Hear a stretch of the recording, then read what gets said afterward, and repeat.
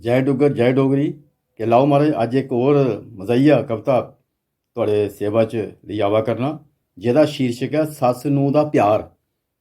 एह् सस्स नूं कुतै तीर्थें गेदियां महाराज न्हौने, आखदा सस्स नूं जदों न्हौन गेदियां लगियां गोते खान, बचाओ बचाओ दियां मारिया बाजां लगियां तदों रलान। सस्स नूं जदों न्हौन गेदियां लगियां गोते खान ते बचाओ बचाओ दियां मारिया बाजां लगियां तदों रलान। ते पत्तने बैठा मुड़ा सोचदा गल होई गई है माड़ी।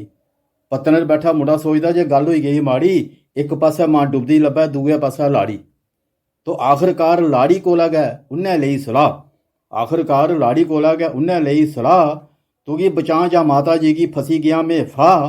तो लाड़ी बोली माता जी गी पैह्ले तुस बचाओ, लाड़ी बोली माता जी गी पैह्ले तुस बचाओ, ठेस नहीं लग्गी जा ममता गी अपना फर्ज नभाओ। लाड़ी बोली माता जी गी पैह्ले तुस बचाओ, ठेस नहीं लग्गी जा ममता गी अपना फर्ज नभाओ। तो पूरे जग च जय जयकार ओ जग तुंदी खुल्ली, पूरे जग च जय जयकार ओ जग तुंदी खुल्ली।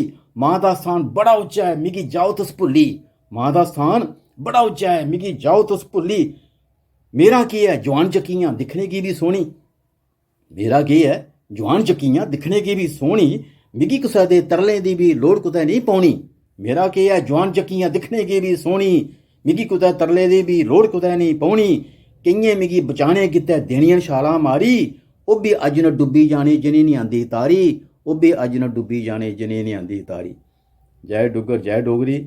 एह् मेरी कविता जे तुसें शैल लग्गी होऐ ते इसी जरूर लाइक करेओ और शेयर करेओ। तुहाड़ा बड़ा धन्नवाद।